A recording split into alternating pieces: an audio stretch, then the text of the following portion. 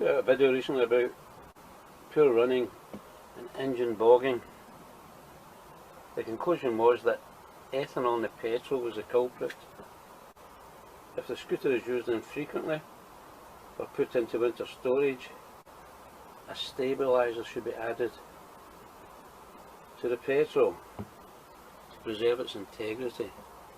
In October 24, I put together 5 litres of fresh V+, 3% 2-stroke oil and 100 ml of mouthfeel stabiliser.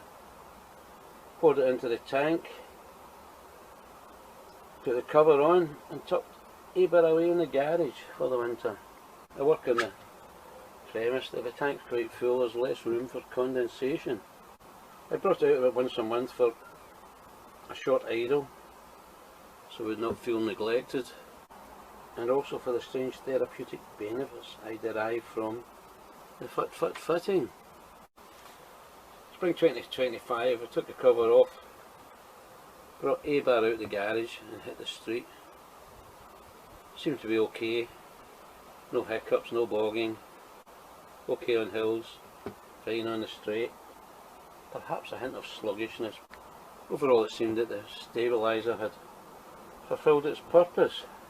2 weeks later I went back out and I was straight back on the Chattanooga choo-choo. Slowing down, picking up, slowing down, just bogging. I drained the tank, put fresh V+ in, it made no difference. So I came back, took the air filter off, the carburetor off, fuel pipe off, and the fuel tap out. Fuel tap was a little bit of an issue. The nut was butting against the guide for the strap. Had to slacken off the straps a little, bring the tank forward towards me to get the nut to turn. With the parts off, it was time for the Novice style cleaning operation. These are props, the original parts are back on the scooter. I retrieved the original carburetor from A-bar. The sticky one I stripped off last year. I stripped the carburetor down a little bit more. I removed the gauze from this area, the gauze filter from this area, took out the jets and removed the float. To remove the float, I took the sharp edge of a screwdriver and twisted the pin through as far as I could, and then worked out the other end with a pair of pliers. I then proceeded to blast every hole or orifice I could think of with carb cleaner.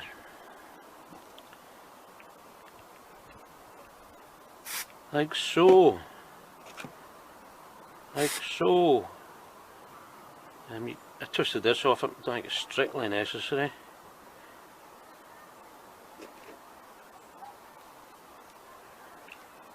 Like so. The fuel inlet, this side, and in here. Just everywhere I could see a hole, I would blast it. Fuel pipe. In case I gave the wrong impression with my little demos, when I say I blasted the parts, I mean I blasted them.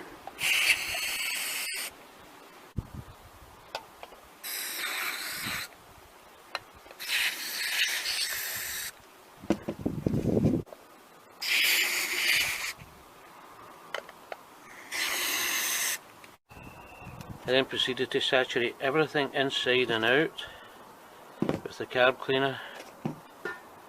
Don't know if you have to screw this off, but I did. Allowed a period of time for the carb cleaner to have some effect, then washed everything in a basin of very hot soapy water. Next I rinsed under a cold tap. I've got some very small drills. I was able to get very close fits to the jets. Give them a gentle clean with a twisting motion.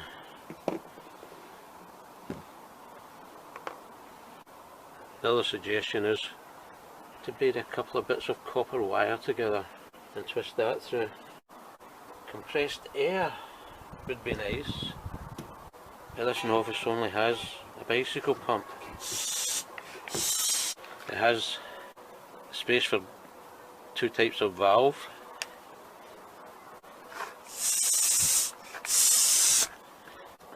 It's able to lock onto different parts and pump air through everywhere.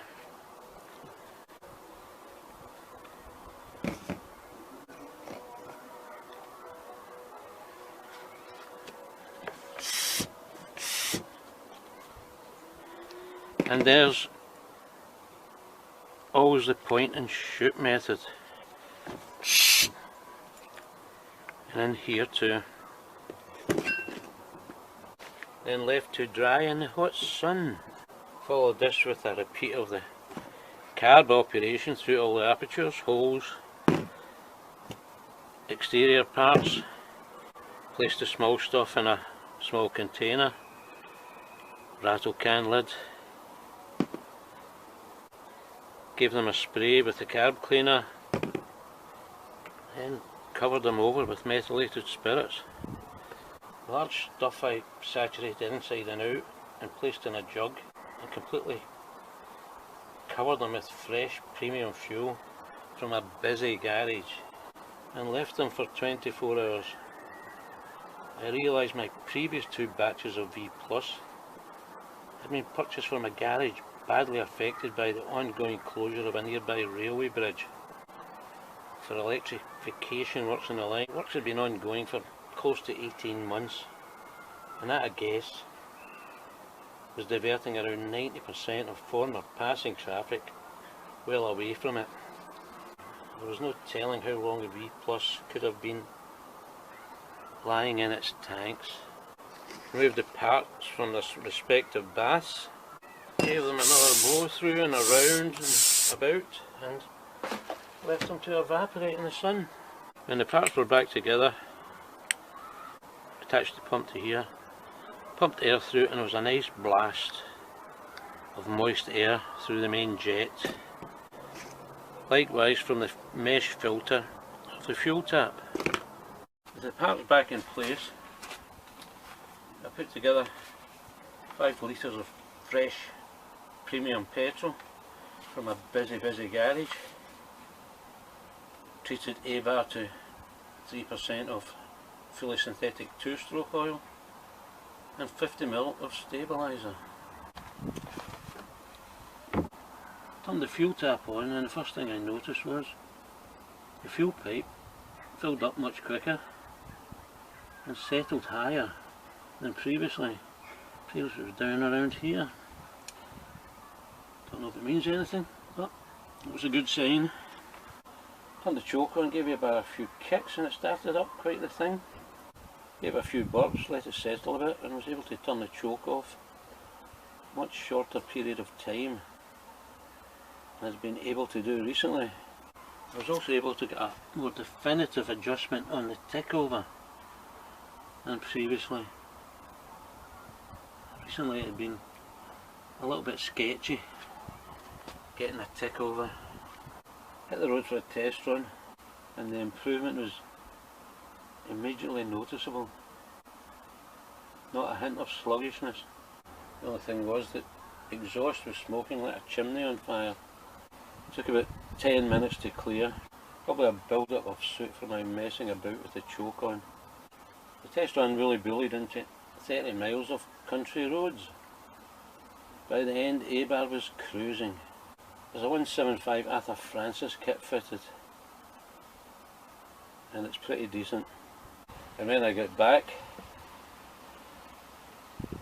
I checked the spark plug and the colour was good. Some afters. I've heard and seen on many occasions that you should be able to start a Lambretta on the choke alone, and there is no need to burp the throttle.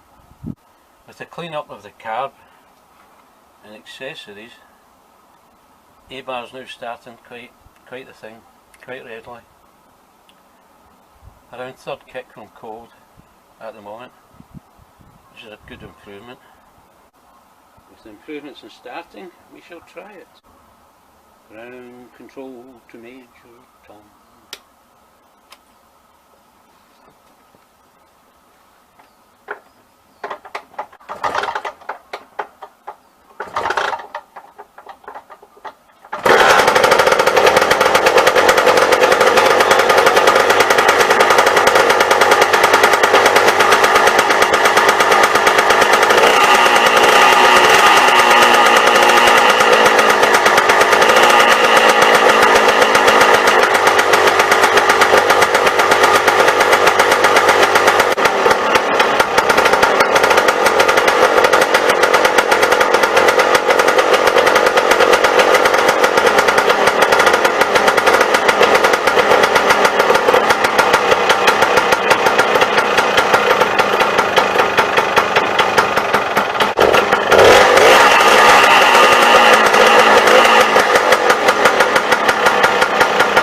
If you have stale fuel on board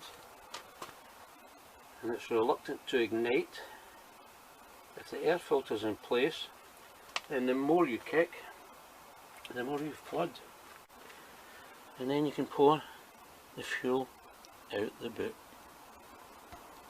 I researched stabilisers a little bit. This was my first purchase, off the shelf at Screwfix. I bought this online, cheaper, more value I guess, but I won't get any pricing because there's all sorts of products and deals out there. Mountain Fuel suggests 100 millilitres per 5 litres of petrol. Briggs & Stratton suggest 50 millilitres per 5 litres of petrol.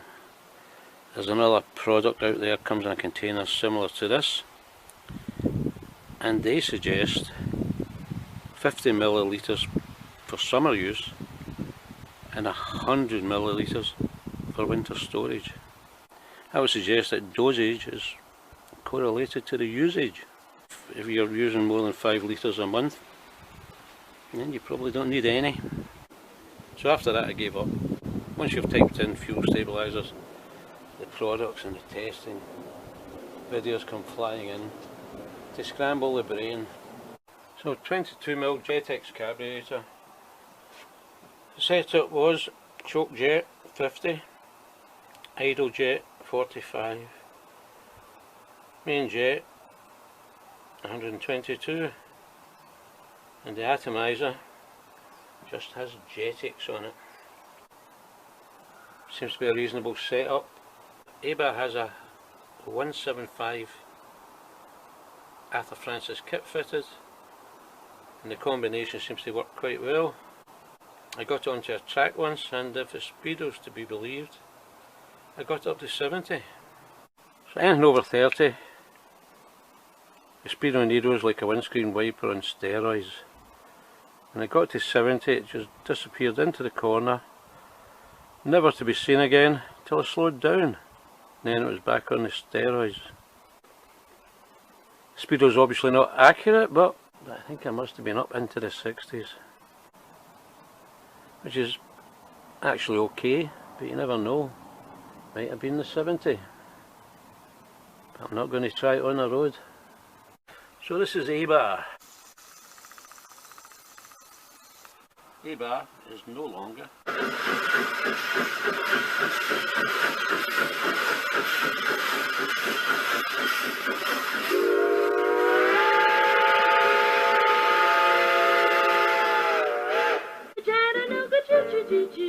it's a Flying Scotsman.